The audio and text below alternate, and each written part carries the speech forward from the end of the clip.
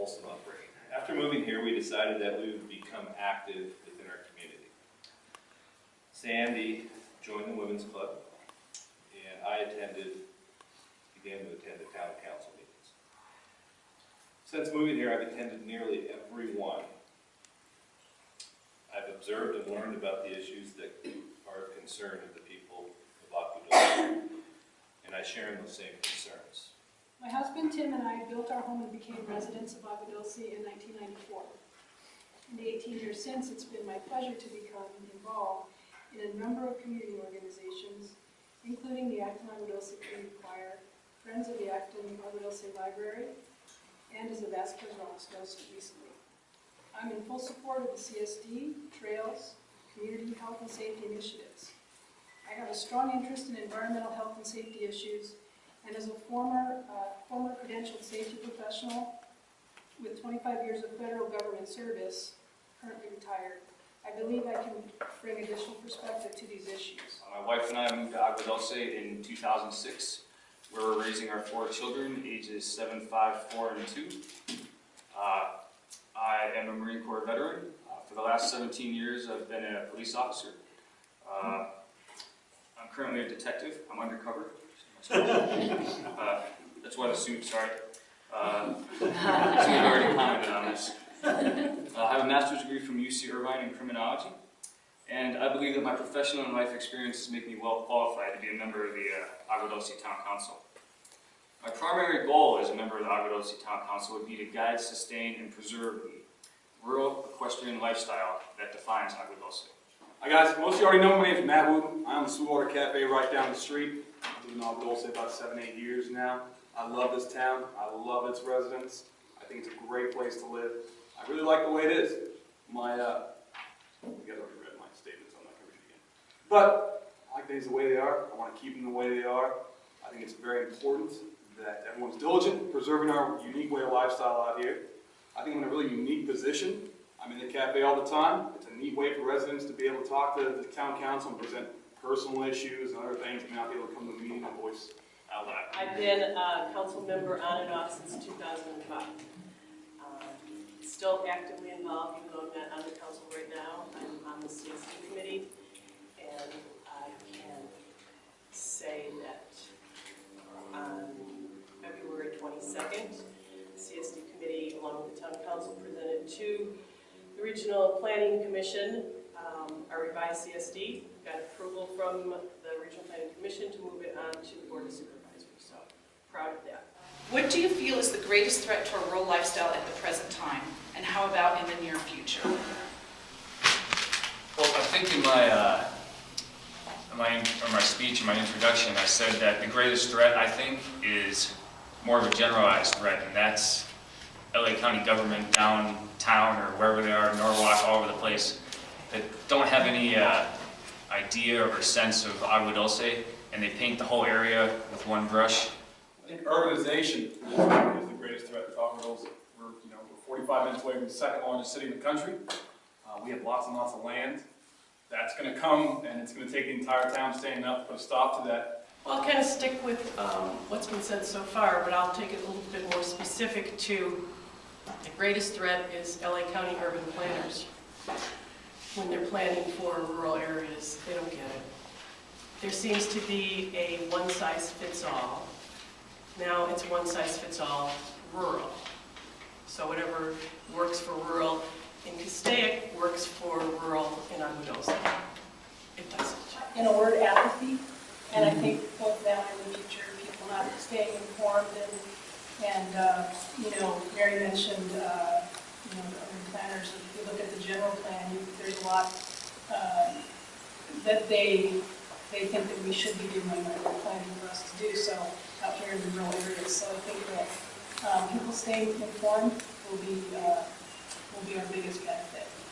I think Lisa touched on it beautifully with her point. I think just the fact of being diligent and aware of where you live and how you live and keeping on top of these things is extremely important. If we were to annex to the city of Santa Clarita, are you prepared for higher property taxes, Section 8 multi-residential as a trade-off? Do you think SC would ever make a decision with our welfare in mind?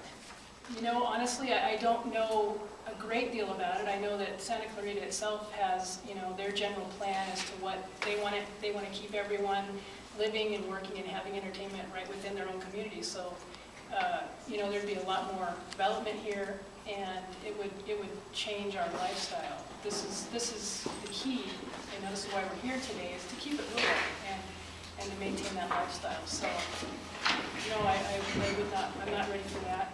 I don't feel that it serves Agua Dulce any good, and I would be against it, and I think the community would as well. I think that Santa Clarita wouldn't make a decision with Agua Dulce's best interest in mind. They're going to think about the more, as I say, it grows larger and larger and larger, people have to have some place to live, and Santa Clarita is not exactly a fan of building their own low-income housing and apartment buildings everywhere for all those people to stay in, and this would provide a unique opportunity for them to do that. Lots of land, and they need it, and we have it, and it's going to take the whole community of sovereign to have it.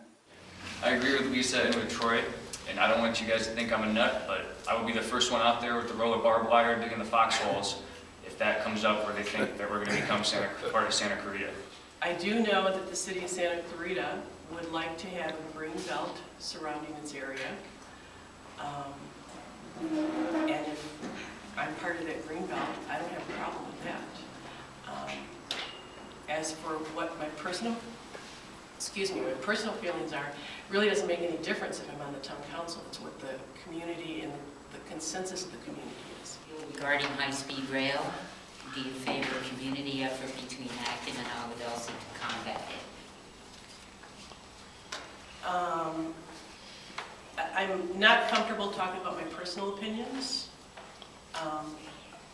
As a council member, I would get the consensus of the community and go forward based on that.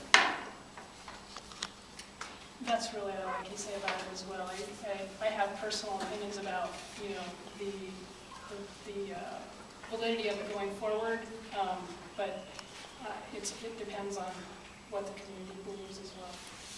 I have been in attendance when some presentations were made of how it would affect Agua Dulce and some of the dB noise level concerns that would affect us, and I think that probably the community would not favor that. So personal opinions aside, just the data that I know about, that's what I know about the project. Personally, I'm against the high-speed rail project for the simple fact that it's just more building and a lot more noise. And, it's quiet out here. When I moved out here, it was strange to get used to all the quiet, not hearing sirens and not hearing noise and everything like that. But now when I go to sleep in a place where there are noises, it takes me forever to fall asleep. So I agree with Mary that the personal feelings aside, it's what the community input is. I don't really see how anybody in this community thinks it would benefit themselves, though. And I haven't heard any of them it's been a hot topic conversation in the restaurant. No one's ever come out and rampant support of the high-speed rail. I think I mentioned my personal opinion is that I'm definitely against the high-speed rail. And I'm just going to take a wild guess, but that might be the community's opinion also. But hopefully we'll get that information before we move forward. But as far as working with Acton, absolutely it would be necessary to work with Acton and to our benefit if we had the same goals. Together, that would be a lot more resources to bring to bear on that project and have the outcome that we desire. What do you hope to accomplish as a member of the town council? I'm not sure I really want to accomplish anything. I just want to keep it going in the direction that it's going. My goal would be to keep it going and to keep the preservation of the way we live here in Agua Dulce on the same path. What I'd like to accomplish is I'd like to establish a better relationship or a more direct relationship with Antonivich's office. Again, you know, personal issues are not really part of an answer that I'd like to give. The only thing I would say is that I hope to see more community involvement. A lot of people found out I was running for town council, and I heard one thing overwhelmingly from everybody they asked me. That was to get that clock over there fixed. We had 5 great candidates. Yes, for sure. And I think that we had a great turnout here. We had about, I'd say, almost 40 people. And we had a lot of great questions from the audience.